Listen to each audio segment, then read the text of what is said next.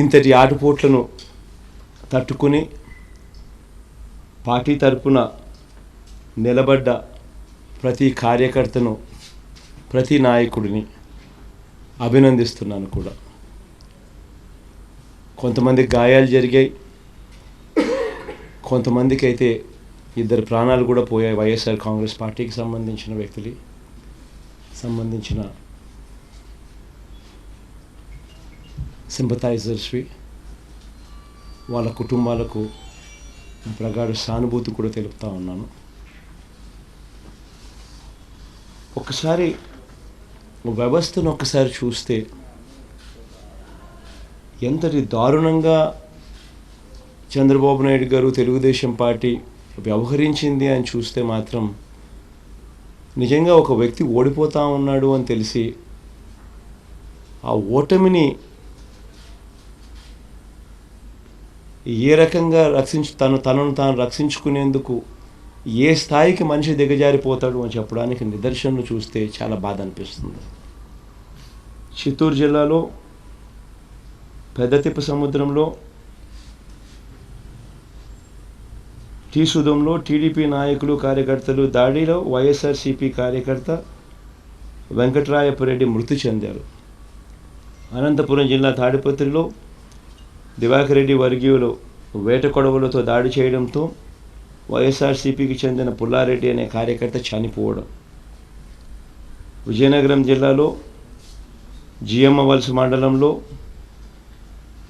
చినుకుదుమలో YSRCP MLA Pushpa శ్రీవాణెమ్మ పై TDP నాయకుడు రామకృష్ణ తన అనుచరులు ఏకంగా దాడి చేయడం.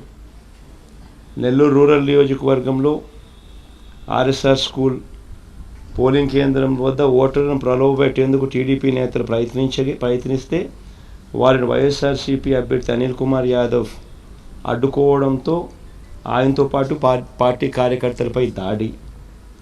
గుంటూరు జిల్లా గురజాల్లో వైఎస్ఆర్సీపీ అభ్యర్థి కాసు మహేష్ రెడ్డిపై టీడీపీ కార్యకర్తలు దాడి చేయడం. నర్సరావుపేటలో ఎమ్మెల్యే గోపిరెడ్డి కారును ధ్వంసం చేయడం. చిత్తూరు జిల్లా పూతలపట్టులో వైఎస్ఆర్ కాంగ్రెస్ పార్టీ అభ్యర్థి ఎంఎస్ బాబుపై దాడి చేసి టీడీపీ కార్యకర్తలు ఆయన తీవ్రంగా గాయపరచడం. గుంటూరు జిల్లా చిలకలూరుపేట అయితే మంత్రి పత్తిపాటి పుల్లారావు గారు ఒక పోలింగ్ బూత్లో ఏకంగా సిబ్బందిని కూడా బెదిరించడం కూడా కనిపిస్తూ ఉంది. మంగళగిరిలో మంత్రి నారా లోకేష్ చంద్రబాబు నాయుడు గారి కొడుకు యథేచ్ఛగా ఎన్నికల నియమావళిని ఉల్లంఘించి 10 మంది అనుచరులతో సహా పోలింగ్ బూత్లోకి వెళ్ళడం కూడా చూస్తూ ఉన్నాం. గుంటూరులో వేమూరు మండలంలో మేరుగ నాగార్జున మన తరపున అభ్యర్థిపై దాడి. గుంటూరు వేమూరు మండలంలో బూతుమల్లిలో నాగార్జునపై టీడీపీ నేతల దాడిలో కారు అద్దాల ధ్వంసం. ఇన్ని ఘటనలు జరిగాయి. ఎన్నికలు జరగకుండా చూసేందుకు, ఎన్నికల్లో ఓటింగ్ శాతం తగ్గించేందుకు ఎటువంటి అన్యాయమైన కుట్రలు చంద్రబాబు నాయుడు గారు పన్నుతూ ఉన్నారు అనే దానికి నిజంగా ముఖ్యమంత్రిగా తాను చేసిన పనికి తాను సిగ్గుతో తలంచుకోవాలి, ఇటువంటి పనులు చేసిన దానికి. But in spite of that, దేవుని దయ వల్ల 80% పైచిలుకు ప్రజలు పోలింగ్లో పాల్గొనడం, బ్రహ్మాండంగా ఓట్లేయడం, ప్రజాస్వామ్యాన్ని కాపాడేందుకు ప్రజలు పెద్ద సంఖ్యలో ముందుకు రావడం, ఇవన్నీ హర్షించదగ్గ విషయాలు. ప్రజలందరికీ కూడా ఇది ప్రజల విజయంగా నేను చెప్తాను. ప్రజలందరికీ కూడా మనస్ఫూర్తిగా మరొకసారి కృతజ్ఞతలు తెలుపుకుంటాను.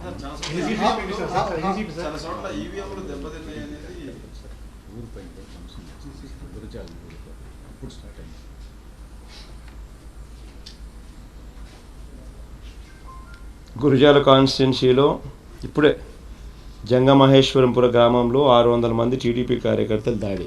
ఎలక్షన్ వాళ్ళకి సరిగ్గా జరగలేదని ఏకంగా దాడిలో.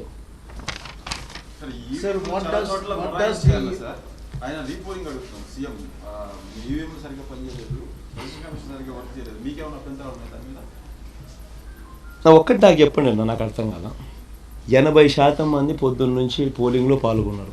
80% మంది ప్రజలు, 80% మంది ఓటర్లు అంటే దాదాపుగా 3,93,00,000 మంది ఓటర్లలో 80% మంది పోలింగ్లో పాల్గొని వాళ్ళు ప్రతిసారి ఈవీఎం మిషన్ నొక్కితే వాళ్ళు ఏ పార్టీకి ఓటేసింది వీప్యాట్లో కనిపిస్తూ ఉంది.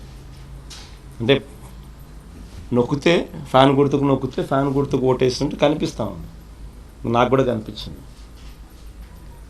నాలాగే 80% మంది ప్రజలు ఓటేస్తే వాళ్ళు ఏ పార్టీకన్నా ఓటేసిన తర్వాత వాళ్ళకి ఏ పార్టీకి ఓటేసింది వాళ్ళకి కనిపించిన తర్వాత వాళ్ళు సాటిస్ఫై అయినారు.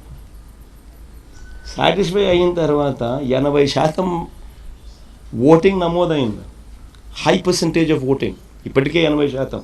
By the time Jagan, I'm Sushil Rao from the Times of India. I'd like to ask you, how do you interpret the large turnout and percentage of votes? Large turnout is definitely a positive sign for us. In fact, Chandrababu Naidu's whole intent was to ensure that the polling turnout is reduced.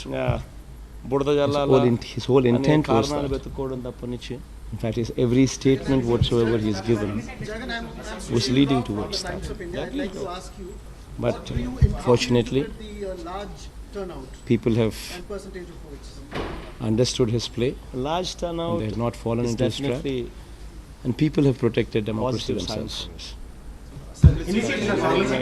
Whole intent was to ensure that the polling turnout. Devud Daya Prajala Ashishulu. I think it will be a landslide. Whole intent was. I think it will be a landslide. Whatsoever he has given is leading towards that. But fortunately, సమస్య ఏంటంటే ఎప్పుడు చంద్రబాబు నాయుడు అనే ఒక రాక్షసుడు ముఖ్యమంత్రిగా ఉన్నాడు కాబట్టి సమస్యలు వస్తాయి. There is no other answer for that. If a man is ఓడిపోతున్నాడు అని తెలిసి, how can you stoop down to a level like that? ఆ స్థాయికి ఎలక్షన్ కమిషన్ దగ్గరికి పోతాడు, ఆయన బెదిరిస్తాడు.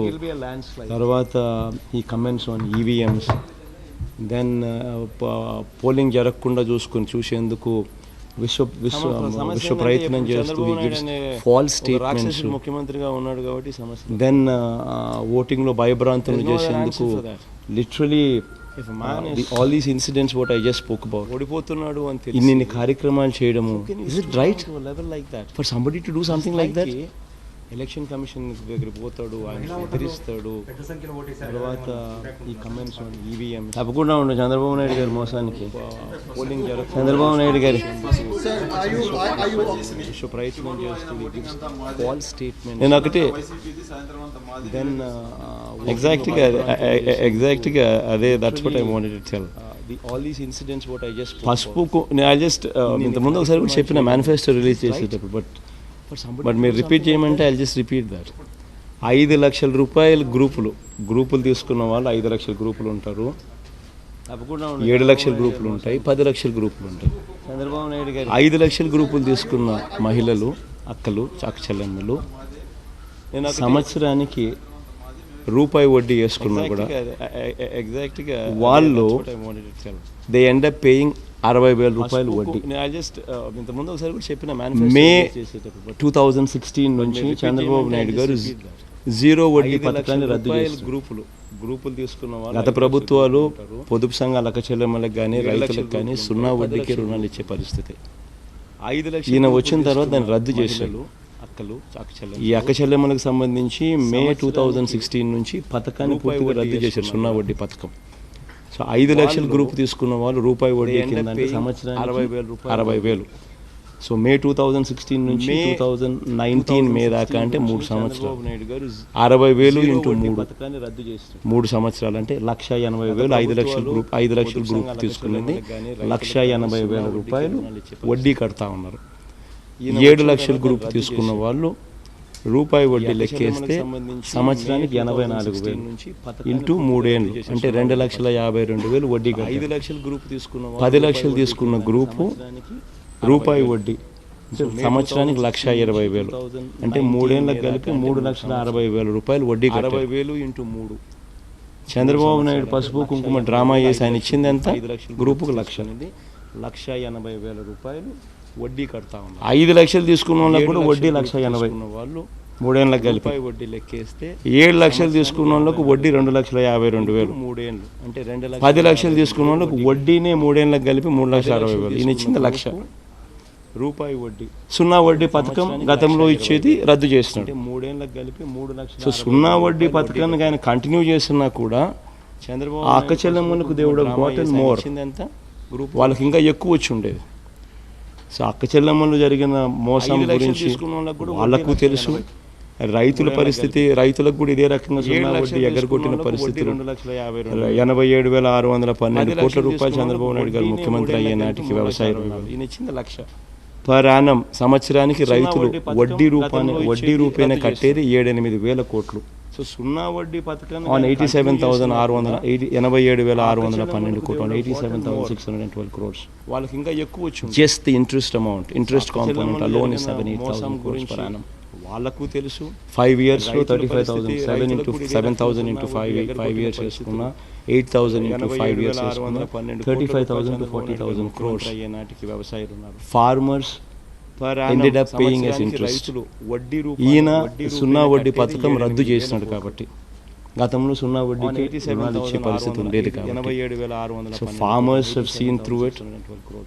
మహిళలు అక్క చెల్లెమ్మలు have seen through it. Interest component and they have realized ఏ రకంగా చంద్రబాబు నాయుడు గారు మోసం చేశారని. and I think it will be a landslide. I think అందరూ తెలుసుకున్నారు. there's no point me మళ్ళా ఎక్కువ చెప్పడం కూడా. Chandrababu Naidu in his speeches has also referred to your association with KCR and has made some comments. Would you like to react? సున్నా వడ్డీ ఎన్నిసార్లు చెప్పాలి? I think my finishing speech in Tirupati was very conclusively spoken. ఏ రకంగా చంద్రబాబు నాయుడు గారు మోసం చేశారని. I think it will be a landslide. I think అందరూ తెలుసుకున్నారు. there's no point. బాబుకు కేసీఆర్ గారికి మధ్య వాళ్ళిద్దరి మధ్య వాళ్ళు అడగాలి అని అడుగుతారు.